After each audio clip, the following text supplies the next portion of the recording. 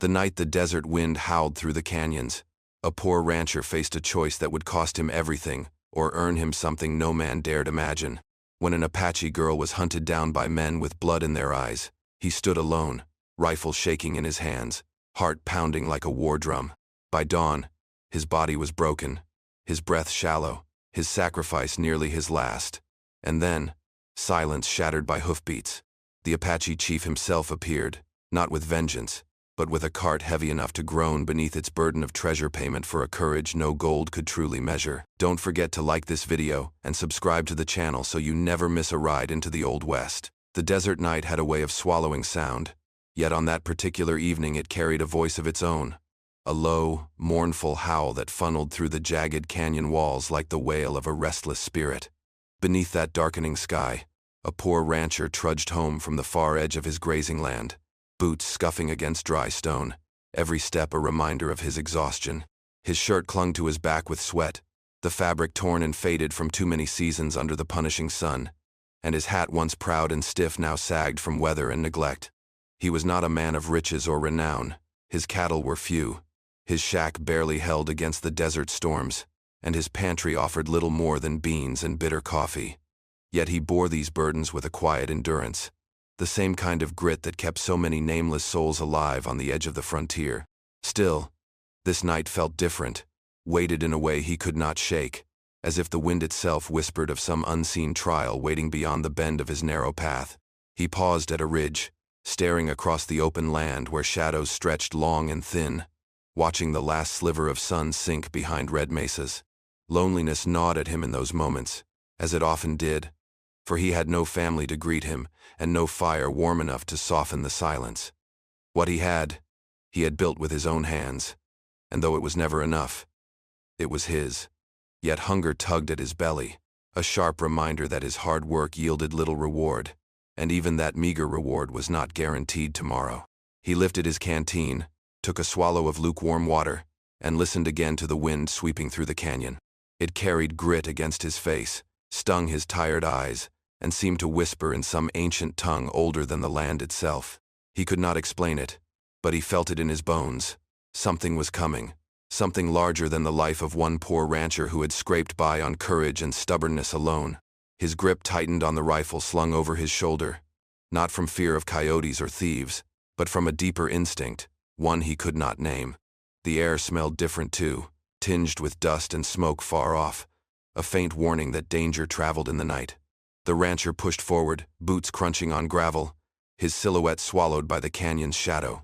He thought of sleep, of the simple rest waiting for him on a straw mattress, but the notion would not sit easy. There was a storm, yes, but not of weather. It was a storm of fate, gathering unseen around him, and though he did not yet know it, the path ahead would demand more of him than his body had left to give. Out there in the silence, with only the wind for company, the poor rancher's ordinary night was already unraveling into something that would mark his life forever. From the darkness of the canyon's throat came the sound first, a frantic patter, lighter than hooves, yet desperate as if the ground itself could not keep up with its runner, and then the form appeared, breaking loose from the shadows like a spirit torn free of night. A young Apache girl, no more than 12, her thin frame trembling as she stumbled barefoot over rocks that tore at her skin, her dress of worn buckskin ripped at the seams, dark braids flying wild with each terrified stride. Her face, streaked with dirt and blood from cuts too fresh to heal, shone in the flicker of distant torches, and in her wide brown eyes burned a plea for deliverance more raw and haunting than any cry for help. Behind her thundered the riders, men who spurred their horses with merciless urgency, their silhouettes monstrous in the firelight, broad hats casting shadows over hardened faces that twisted with cruel determination, pistols glinting at their sides, whips and rifles slung across their saddles, every breath of theirs feeding on the fear of their quarry. Their torches flared bright against the rock, setting the canyon walls ablaze with streaks of orange light, shadows of flame leaping across stone like restless phantoms, the air filling with the stink of smoke, sweat, and bloodlust. The girl stumbled, fell hard onto her knees, then scrambled back to her feet, her small hands raw and bleeding from clawing at the ground, her chest heaving in quick, shallow gasps as the firelight reflected off the tears on her cheeks. And in that instant, From the cover of a ridge where he had paused moments before, the poor rancher's weary eyes found her, and the weight of her fear, her helplessness, struck him harder than any bullet ever could. He saw not just a child, but the embodiment of innocence standing at the edge of annihilation, hunted like an animal by men whose faces revealed no hesitation, no mercy, only the hunger of violence. His hands clenched tighter around the stock of his old Winchester, the wood worn smooth from years of labor. And though his legs trembled from exhaustion, though his mind warned him to walk away, to let fate run its course and not stake his fragile life against forces greater than himself, something deeper inside, something buried beneath the scars of loneliness and the endless fight for survival refused to let him turn away. The girl's eyes locked with his across the space, and in that brief connection, silent and searing, a choice was forged, to become the wall that would not yield, the single barrier between innocence and bloodshed. As the riders closed in, their horses screaming as hooves smashed against rock, sparks flying from iron shoes, their voices jeering like jackals scenting the kill, the rancher shifted his stance, brought the rifle to his shoulder. And in the silence before the storm of violence broke upon him, the canyon seemed to hold its breath, the wind itself waiting to witness what one broken man would dare to do against the oncoming tide of savagery.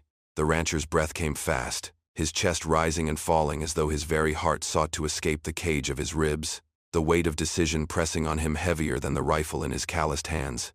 He shifted his boots against the gravel, planting them firm between the girl and the men who bore down upon her, every muscle in his tired body screaming for rest, yet every fiber of his soul insisting he hold his ground. For here was a choice no man could flee from and still call himself a man.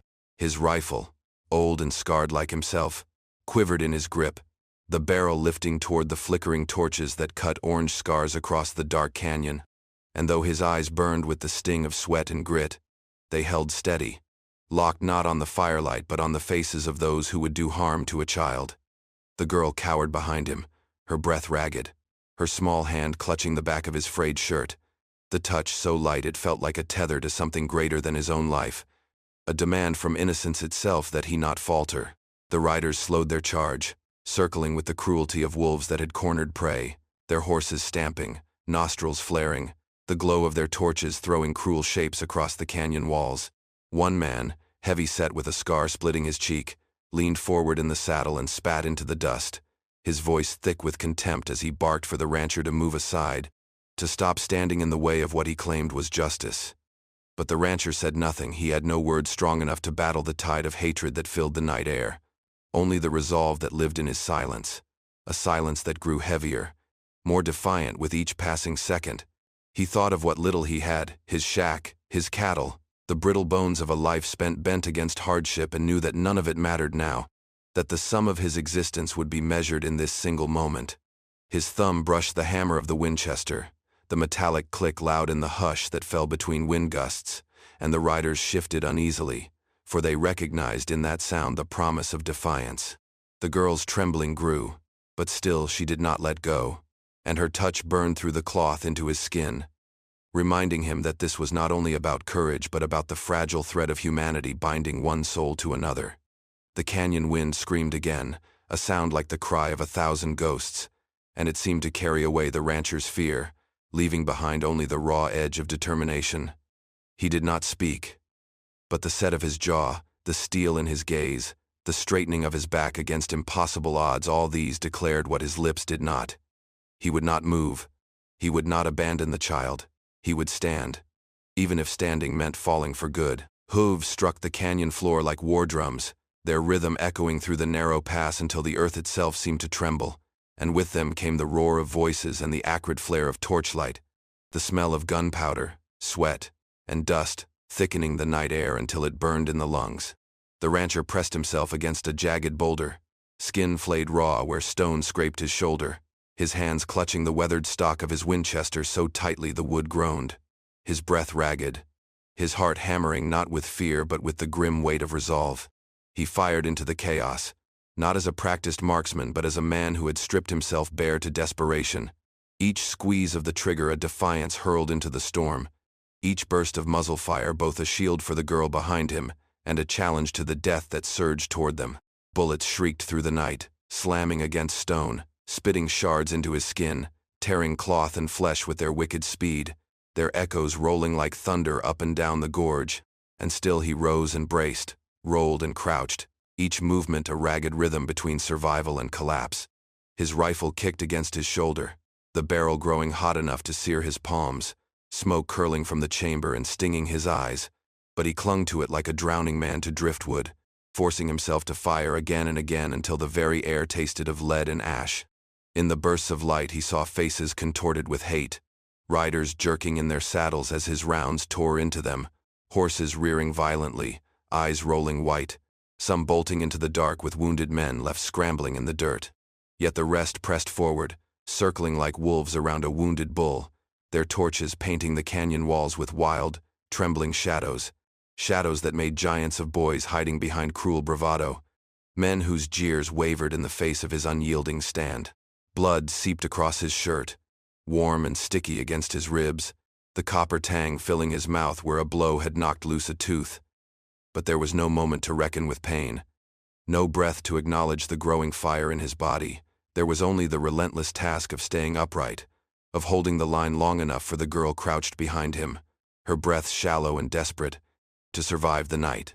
He dropped to his knees, grit grinding into fresh cuts, the rocks biting through worn trousers. Yet still he forced himself upright, jaw clenched, arms trembling, rifle steady in his hands by sheer will. A bullet tore through the brim of his hat and flung it into the dust. Another slammed into his shoulder and folded him against the boulder, vision flaring white, lungs burning. Yet even then his hands remembered.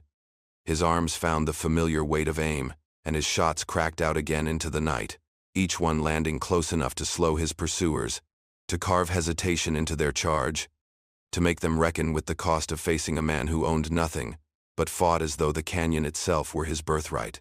Pain licked through his side where another round grazed bone, the heat spreading like fire, but pain sharpened him, not dulled him, grounding him in the truth that if he fell, the girl fell with him. He cast her one quick look, her pale face streaked with dirt and terror yet still alive, and in that glance he found his answer. He would stand, through agony, through blood, through the certainty of death, and hold the line until his final breath if that was the price fate demanded. The night became endless, each heartbeat stretching into an eternity as the rancher clung to the thin line between defiance and collapse, his body a canvas of wounds that painted the sand beneath him dark with blood, every fresh sting from a grazing bullet or shard of stone driving home the certainty that his strength was ebbing fast. Yet still he held, pressed against the canyon's jagged wall like a man carved from the very rock, willing his battered frame to be a shield that would not break. The girl crouched close behind, arms wrapped tight around her knees, her small body trembling though she made no sound, only her wide brown eyes reflecting the flicker of torchlight and the brilliance of something she could not name, terror bound with awe, as she watched a stranger stand between her and the men who had sworn to end her. The shooters lingered, their fury slowed by his unyielding stand, and though the gunfire came in bursts, each echo rolling across the canyon like thunder, there were now longer silences between shots, hesitations born of respect for a man who should have fallen long ago. The rancher felt those silences too, and in them he heard the scrape of boots on stone, the low growl of voices whispering orders, the restless snorts and stamping hooves of horses unsettled by the scent of blood thick in the night air. And each pause filled him with the dread that the next rush would be the final one.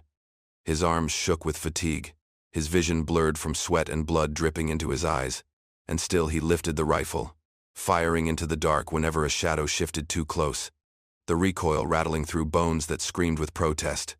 His lungs ached, his chest heaving as if every breath might be the last drawn, and yet he forced air through ragged lips, forcing himself upright when instinct begged him to lie down. In the spaces between shots, his mind wandered to places far from the canyon. Memories of his mother's soft humming in a kitchen filled with firelight, the rough laughter of a brother long buried beneath the prairie sod, the faint scent of cornmeal bread cooling on a wood stove, and for a heartbeat he felt the pull of home, of comfort, of a world untouched by gunpowder and grief. But each time his focus drifted, the faint brush of the girl's presence yanked him back, her small hand against his torn shirt when she shifted, her quick breath caught in fear when bullets cracked too near, her silent endurance that seemed to plead with him in a language beyond words. Don't fall. Not yet. Not while she still lived. He realized then that his fight was no longer only his own, that every ounce of grit he poured into his stand was measured not by his survival but by hers, and that if his body crumbled into dust beneath the canyon stars, the meaning of his life would be written in whether she saw another dawn. Time stretched cruelly, mocking him with moments that refused to pass. Each second a knife twisting deeper, measured in blood, seeping into sand and the agony of wounds left open to the night air. But still he forced himself upright. Shoulders squared, though they trembled, voice caught silent in his throat, yet spirit roaring against the darkness. Not yet. Not while she breathed behind him. Not while there was one drop of strength left to spend. At last, the night surrendered to silence. The last echo of gunfire swallowed by the canyon walls until only the restless shuffle of horses fading into the distance remained. Their riders broken, scattered, or retreating into shadows they could no longer command, leaving behind a battleground littered with bodies sprawled across the sand. Rifles fallen from lifeless hands, torches sputtering as they burned themselves into smoke. The rancher, his strength spent beyond measure, staggered against the jagged boulder that had shielded him through the long and bloody hours, his chest heaving as though every breath dragged the weight of the desert with it, each inhale shallow, each exhale torn from a body that no longer obeyed. His shirt hung in tatters, soaked through with blood that clung in sticky patches across his ribs, his arms trembling so violently that his Winchester slipped from his grasp and clattered against the stone, the echo a dull reminder that the fight had ended. His face, streaked with sweat, grime, and blood, tilted toward the faint glow rising from the horizon, and in that faint orange light spilling into the canyon he looked less like a victor than a man carved hollow by sacrifice, his eyes glassy with exhaustion yet still fixed on the small form crouched near him, alive because he had chosen to stand. The girl crept closer, her tiny hands hovering above him as though afraid that even the weight of her touch might shatter what little strength he clung to, her wide eyes brimming with tears that caught the dawn's light like jewels, her lips trembling with words in her own tongue that he could not understand yet, felt as a prayer breathed into the rising Sunday. The sand beneath him drank his blood in dark rivulets, pooling at the base of the boulder, staining the ground with proof of the cost paid in silence, and above, a buzzard circled lazily, wings stretched against the new sky, its shadow passing across his face like a reminder of how close death leaned. The air grew still, the wind that had screamed all night now a whisper, as though the desert itself paused to honor the stubborn defiance of one man against so many. His head slumped back, jaw slackening as his breath faltered, and he closed his eyes against the brightness of dawn, the orange fire of the horizon spilling across his broken figure, bathing the canyon in light that felt both cruel and merciful.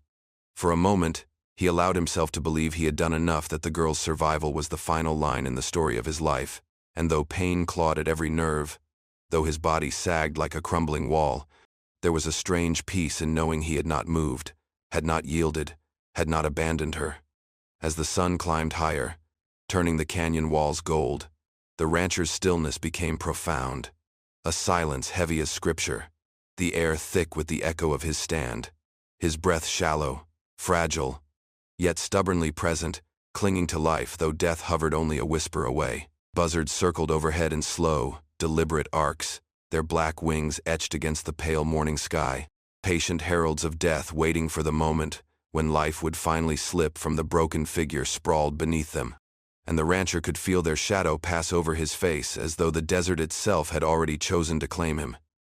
His body lay heavy and useless against the rock, chest rising in shallow, uneven pulls of air, each breath rattling like a loose hinge, his shirt stiff with blood that clung to his ribs in sticky layers, every nerve screaming for release.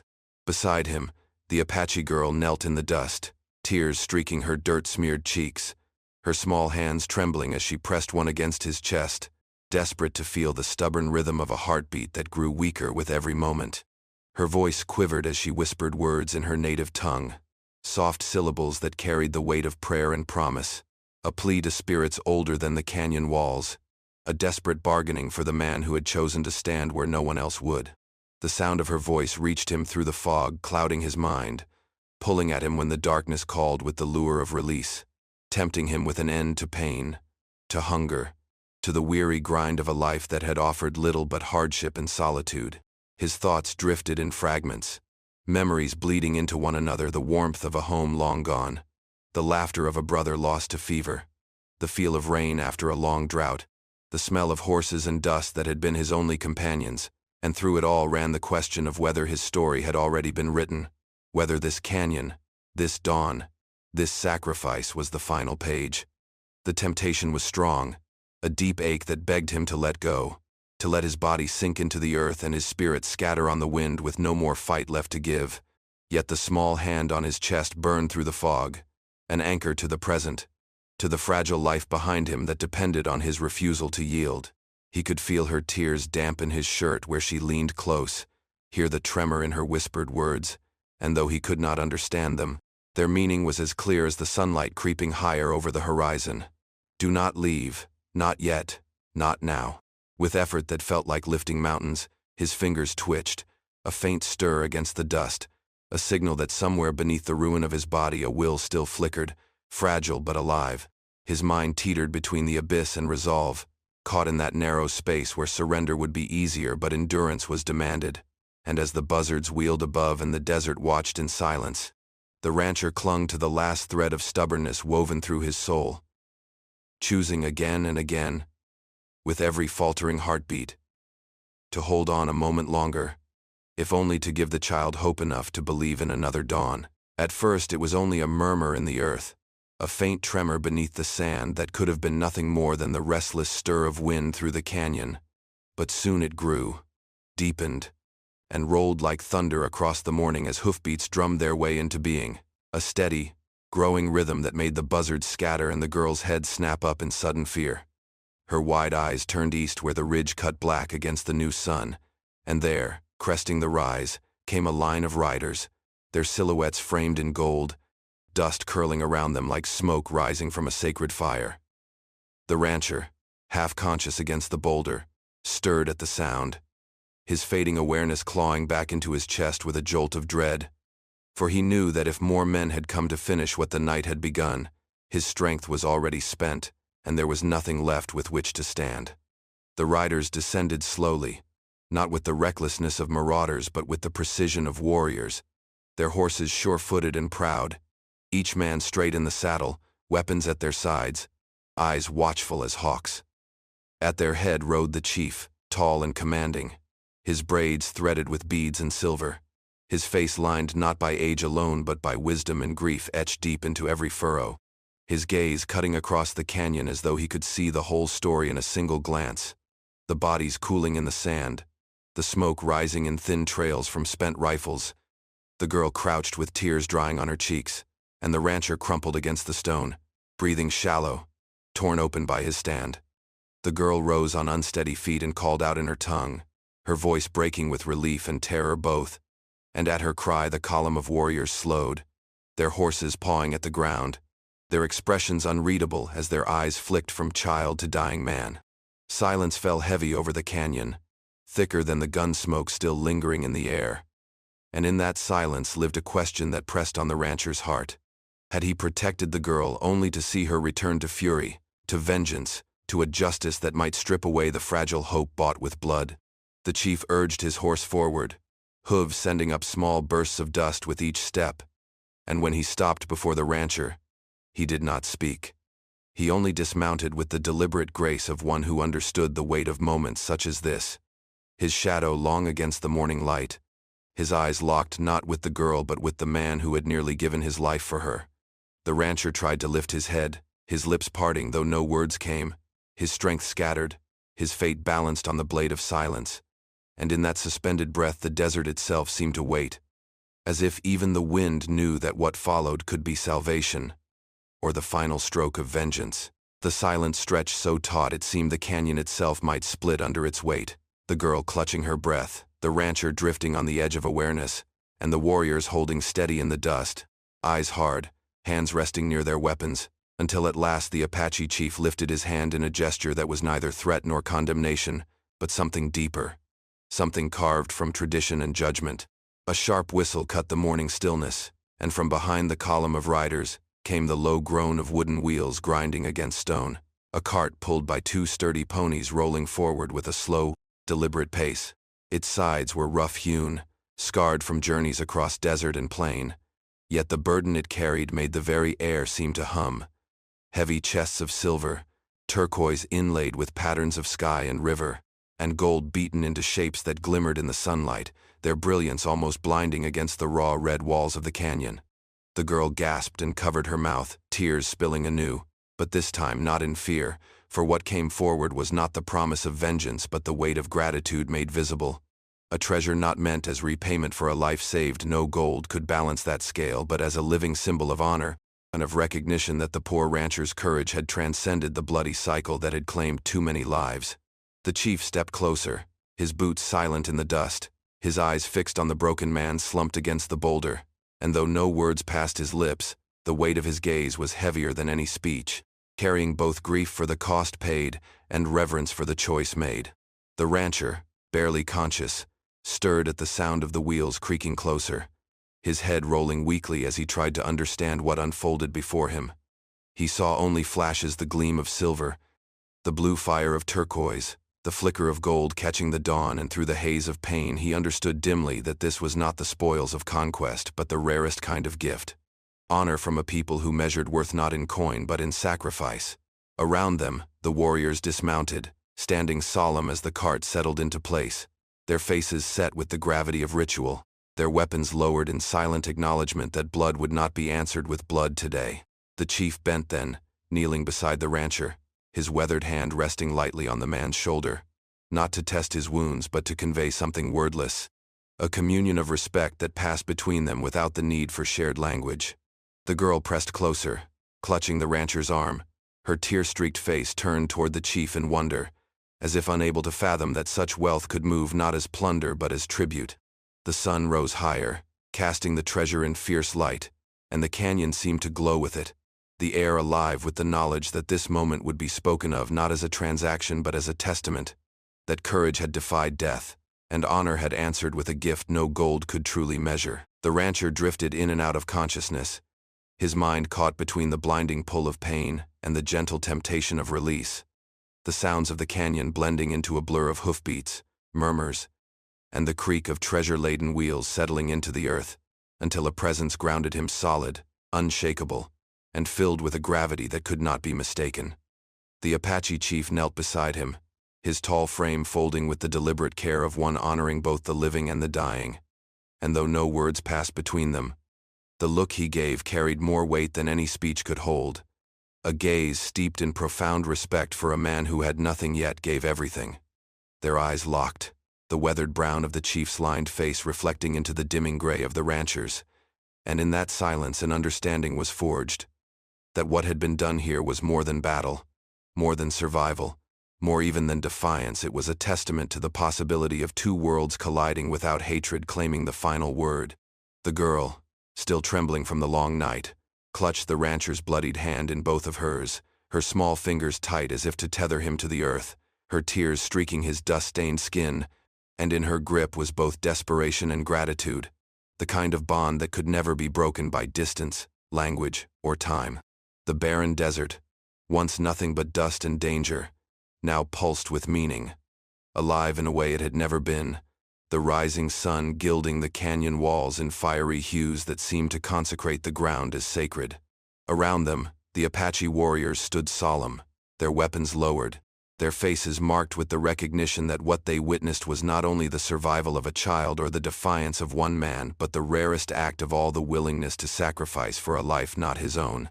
The rancher, though his breath rattled and his body sagged heavy against the boulder, felt a faint calm wash through him, as if the pain that had torn at him all night now eased into something softer. His spirit held aloft by the knowledge that his stand had mattered, that the girl would live, and that his name, though he had none to carry it, would echo in the stories spoken around fires long after his bones had returned to the earth. The chief remained crouched at his side, silent but steady, his shadow stretching across the wounded man as a shield, and in that stillness a bond formed, not of words but of shared truth. Courage had built a bridge where blood once carved a chasm. As the desert wind stirred and carried the scent of dust and sagebrush through the canyon, the moment crystallized into legend. leaving behind not just treasure or victory but a legacy of loyalty, pain, and unexpected grace. A story that would live on as long as the land remembered the name of the poor rancher who stood against death and refused to let innocence fall.